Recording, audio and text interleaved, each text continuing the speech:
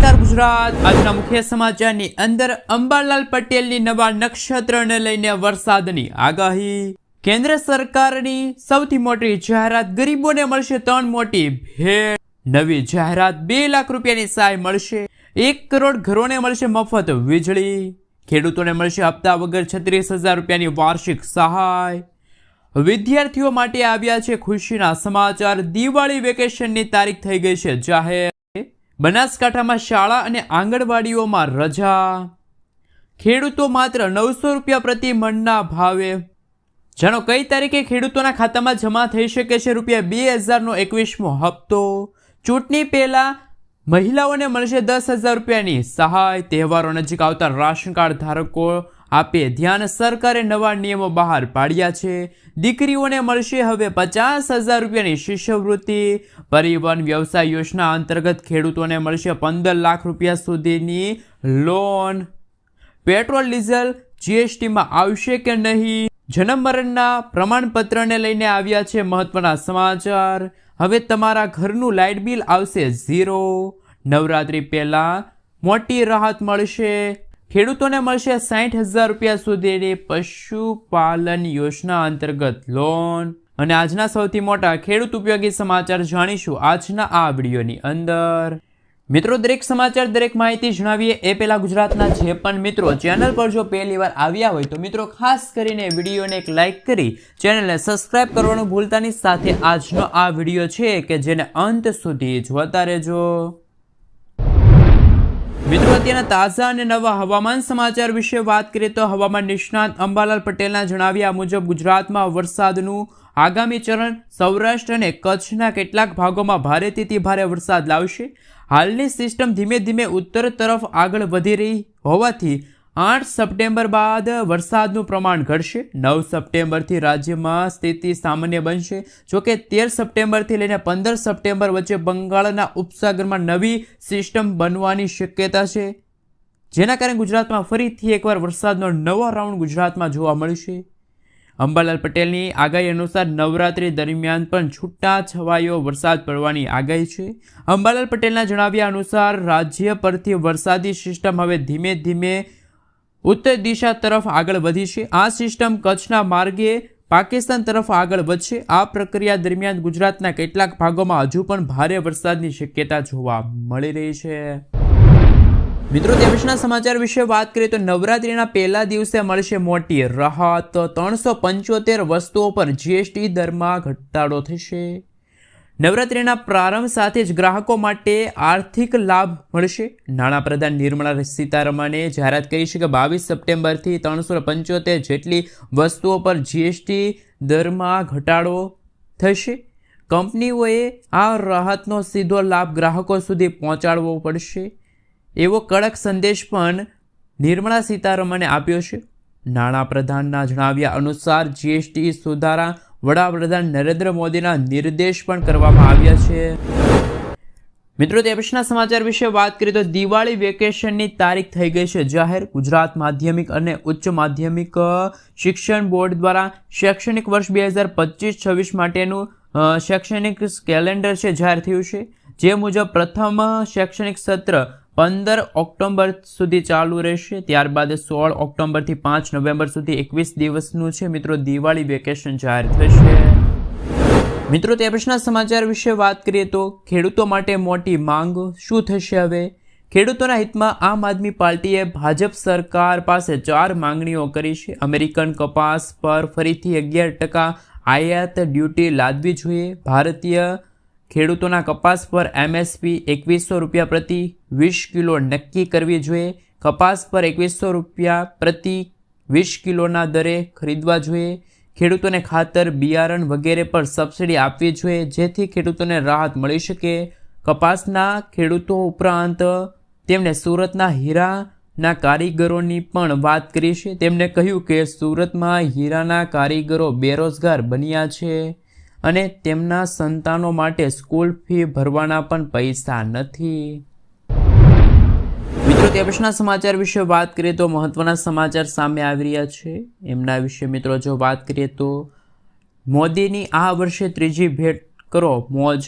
કેન્દ્રની મોદી સરકારે પોતાના ત્રીજા કાર્યકાળમાં ઘણા એવા નિર્ણયો લીધા છે જે મિડલ ક્લાસના હિતમાં છે. ઉદાહરણ તરીકે જીએસટી સ્ટ્રક્ચરમાં ફેરફાર કરવામાં આવ્યો છે, જે લાગુ થયા બાદ મધ્યમ વર્ગ દ્વારા ઉપયોગમાં લેવાતી વસ્તુઓ ઘણી સસ્તી થઈ ગઈ છે. આ પહેલાં ઇન્કમ ટેક્સના મોરચે પણ મોટા ફેરફારો કરવામાં આવ્યા હતા. આ પછી વાર્ષિક 12 લાખ રૂપિયા સુધીની કમાણી કરતા મધ્યમ વર્ગના લોકોને ઇન્કમ ટેક્સમાં રાહત મળી છે. મિત્રો, તે પછીના સમાચાર વિશે વાત કરીએ તો અગત્યના સમાચાર સામે આવી રહ્યા છે. નવી જાહેરાત થઈ ગઈ છે, 2 લાખની સહાય મળશે. કેન્દ્રીય પરિવહન મંત્રી નીતિન ગડકરી દ્વારા અકસ્માત પીડિતો માટે મહત્વની જાહેરાત કરવામાં આવી છે. તેઓ દ્વારા અકસ્માત પીડિતો માટે કેશલેસ ટ્રીટમેન્ટ સ્કીમ લોન્ચ કરવા જઈ રહી છે. આ સ્કીમમાં સરકાર પીડિતોના 7 દિવસ સુધીમાં મેડિકલ ખર્ચના 1.5 લાખ રૂપિયા આપશે. આ ઉપરાંત હિટ એન્ડ રન કેસમાં મૃતકોના પરિવારોને 2 લાખ રૂપિયા સુધીની સહાય આપવામાં આવશે. મિત્રો, ત્યાર પછીના સમાચાર વિશે વાત કરીએ તો દિવાળી પહેલાં ખેડૂતોના ખાતામાં જમા થશે ₹2000નો 21મો હપ્તો. જો તમે પણ પીએમ કિસાન યોજના હેઠળ પૈસા મેળવવા માગો છો તો મિત્રો આપને જણાવી દઈએ તો તમારા ખાતામાં ₹2000નો 21મો હપ્તો ક્યારે આવશે અને કયા ખેડૂતોને 21મો હપ્તો નહીં મળે, તો તમારે મિત્રો સૌથી પહેલાં 2 કાર્ય છે પૂર્ણ કરવા પડશે. તમારે KYCની વેરિફિકેશનની જે પ્રોસેસ છે પૂર્ણ કરવી પડશે. આ માટે તમે CSC સેન્ટર પર જઈને પણ ઓનલાઈન અરજી કરાવી શકો છો. pmkisan.government.in વેબસાઇટ પર જઈને તમે OTPના માધ્યમથી પણ KYC કરાવી શકો છો. આ માટે તમારે સમયસર જમીન ચકાસણી કરાવવી જરૂરી રહેશે. મિત્રો, આગળના સમાચાર વિશે વાત કરીએ તો મહત્વના સમાચાર સામે આવી રહ્યા છે. 1 કરોડ ઘરોને મળશે મફત વીજળી. 1 કરોડ ઘરોને મફત વીજળી યોજનાની જાહેરાત સરકારે નાણાકીય વર્ષ 2026 માટે પ્રધાનમંત્રી સૂર્ય ઘર મફત વીજળી યોજનાનું બજેટ 80% વધીને 20,000 કરોડ રૂપિયા થયું છે, જેનાથી ગયા વર્ષે જાહેર કરાયેલા તેના મુખ્ય સોલાર રૂફટોપ કાર્યક્રમને વેગ મળશે. સરકાર નાણાકીય વર્ષ 2027 સુધીના અંતમાં સોલાર રૂફટોપ ઇન્સ્ટોલેશનની સંખ્યા વર્તમાન 80 લાખથી વધારીને 1 કરોડ સુધી પહોંચાડવામાં આવે તેવી યોજના છે. આ યોજના ઘરોને 40% સુધીની સબસિડીની સહાય છે પૂરી પાડશે. મિત્રો, આગળના સમાચાર વિશે વાત કરીએ તો ખૂબ જ મહત્વના અને અગત્યના સમાચાર સામે આવી રહ્યા છે. રાશન કાર્ડ ધારકોને લઈને સરકારે નિયમો બહાર પાડ્યા છે. મધ્યમ વર્ગના પરિવારો માટે રાશન કાર્ડ ખૂબ જ મહત્વપૂર્ણ ડોક્યુમેન્ટ છે. આનાથી તેઓ સસ્તા ભાવે અનાજ અને અન્ય આવશ્યક ચીજ વસ્તુઓ મેળવી શકે છે. આ ઉપરાંત ઘણી જગ્યાઓ પર યોજનાઓનો લાભ લેવા માટે રાશન કાર્ડ પણ જરૂરી છે. ખાદ્ય અને પુરવઠા વિભાગ દ્વારા કાર્ય કરવામાં આવ્યું છે કે સમયાંતરે નિયમોમાં ફેરફાર કરવામાં આવ્યો છે. ચાલો જાણીએ કે તમે ઘરે બેઠા સરળતાથી રાશન કાર્ડમાં KYC કેવી રીતે કરાવી શકો છો. નવા નિયમો મુજબ હવે દરેક રાશન કાર્ડ ધારકો પોતાની ઓળખ અને માહિતી અપડેટ કરાવવી પડશે. જેને KYC કરવામાં આવ્યું હોય તેઓ ઓનલાઈન અરજી નજીકની રેશન ઓફિસ અથવા તો કોમન સર્વિસ સેન્ટરની મુલાકાત લઈને કરી શકો છો. આમાં પરિવારના આર્થિક સ્થિતિ અને સભ્યોની સંખ્યા અને આધાર વિગત તપાસવામાં આવશે અને તેનો હેતુ નકલી રાશન કાર્ડ અટકાવવાનો અને યોગ્ય લોકોને રાશન કાર્ડ અંતર્ગત લાભ મળવાનો છે. મિત્રો, ત્યાર પછીના સમાચાર વિશે વાત કરીએ તો ચૂંટણી પહેલાં બિહારના મુખ્યમંત્રીએ સૌથી મોટી ભેટ આપી છે. પરિવાર દીઠ મહિલાઓને મળશે 10,000 રૂપિયાની જાહેરાત. ચૂંટણી પહેલાં નીતિન ગડકરીએ પોસ્ટ મૂક્યો છે અને મિત્રો આપણે જણાવી દઈએ તો ખાસ કે મિત્રો પરિવાર દીઠ એક મહિલાને 10,000 રૂપિયાની જાહેરાત કરવામાં આવી છે. આ સહાય વધીને 2 લાખ રૂપિયા સુધી જઈ શકે તેવા સંકેતો હાલ સામે આવી રહ્યા છે. તેમણે ખાસ મિત્રો જે સોશિયલ મીડિયા પર લખ્યું છે કે કેબિનેટની બેઠકમાં નવી યોજના મુખ્યમંત્રી મહિલા રોજગાર યોજના અંતર્ગત મિત્રો આપણે જણાવી દઈએ તો આ યોજનાનો મુખ્ય ધ્યેય રાજ્યના તમામ પરિવારોને તેમના પસંદગીના રોજગાર શરૂ કરવા માટે આર્થિક સહાય પૂરી પાડવાનું છે. મિત્રો, ત્યાર પછીના સમાચાર વિશે વાત કરીએ તો પેટ્રોલ ડીઝલ શું મિત્રો GSTના દાયરામાં આવશે? ખાસ મિત્રો આપણે જણાવી દઈએ તો નાણામંત્રી નિર્મલા સીતારમણે સ્પષ્ટપણે જણાવ્યું છે કે કેન્દ્ર સરકાર પેટ્રોલ ડીઝલને GSTના દાયરામાં લાવવા માટે તૈયાર છે, પરંતુ રાજ્યમાં સતત નથી પડી રહ્યો વરસાદ. અને મિત્રો આપણે જણાવી દઈએ તો જ્યારે પણ રાજ્ય તૈયાર થશે ત્યારે ખાસ મિત્રો GST હેઠળ સામેલ કરવામાં આવશે. તેમને GSTના દાયરામાં ખાસ કરીને મિત્રો સુધારાઓનો ઉલ્લેખ કરતા કહી શકે કે તેનાથી 99% ચીજ વસ્તુઓ સસ્તી થઈ ગઈ છે. મિત્રો આગળના સમાચાર વિશે વાત કરીએ તો ખૂબ જ મહત્વના સમાચાર સામે આવી રહ્યા છે. બનાસકાંઠામાં શાળા અને આંગણવાડીઓમાં રજા જાહેર થઈ છે. બનાસકાંઠા જિલ્લામાં ભારે વરસાદની પરિસ્થિતિને ધ્યાનમાં લેતા જિલ્લાના તમામ આંગણવાડી શાળાઓ, કોલેજો અને શૈક્ષણિક પ્રવૃત્તિઓ આવતીકાલે બંધ રાખવાનો નિર્ણય જાહેર થયો છે. બનાસકાંઠાના કલેક્ટર દ્વારા લેવામાં આવ્યો છે નિર્ણય. ભારે વરસાદ વચ્ચે નાગરિકોને તકેદારી રાખવા અથવા તો સુરક્ષિત રહેવા જિલ્લા વહીવટીતંત્ર દ્વારા વિનંતી કરવામાં આવી છે કે ખેડા જિલ્લામાં પણ ભારે વરસાદના કારણે કોલેજો છે બંધ રાખવામાં આવી છે. મિત્રો ત્યાર પછીના સમાચાર વિશે વાત કરીએ તો ખૂબ જ મહત્વના અને અગત્યના સમાચાર સામે આવી રહ્યા છે. મિત્રો આપણે જણાવી દઈએ તો હવે તમારું ઘરનું લાઇટ બિલ છે મિત્રો 0 આવશે. મિત્રો આપણે જણાવી દઈએ તો દેશમાં વધતા વીજળીના બિલથી પરેશાન લોકો પણ કેન્દ્ર સરકારે PM સૂર્યઘર મફત વીજળી યોજના છે. આ યોજના હેઠળ ઘરની છત પર સોલાર પેનલ લગાડવા માટે 40થી લઈને 70% સબસિડી મળશે, જેથી લોકોને પણ ખાસ મિત્રો સસ્તી, સ્વચ્છ અને મિત્રો કહી શકાય કે વીજળી અને પર્યાવરણ સંરક્ષણ યોગદાન મળશે. વર્ષ 2030 સુધી લાખો ઘરોને સોલાર એનર્જી સાથે જોડાવાનો છે કેન્દ્ર સરકારનો લક્ષ્ય. મિત્રો ત્યાં પછીના સમાચાર વિશે વાત કરીએ તો ખૂબ જ અગત્યના અને મહત્વના સમાચાર સામે આવી રહ્યા છે. જેનો કયા ખેડૂતોને મળશે હપ્તા વગર 36,000 રૂપિયા આખા વર્ષ અંતર્ગત સહાય?